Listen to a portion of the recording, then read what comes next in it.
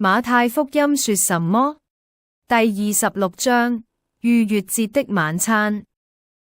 逾越節前，耶穌與門徒共進最後的晚餐。他拿起餅，祝謝了擘開說：這是我的身體。又拿起杯說：這是我立約的血，為多人流出來。耶穌說：你們中有一人要賣我。猶大問：拉比，是我嗎？耶穌說：你說的是。耶穌到客西馬尼園禱告說：我的靈魂極其憂傷，父啊，若可行，求你叫這杯離開我，然而不要照我的意思，要照你的。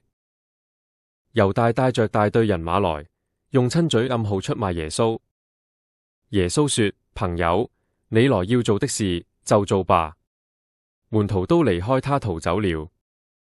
彼得3次不認耶穌，雞就叫了。彼得想起耶穌的話，就出去痛哭。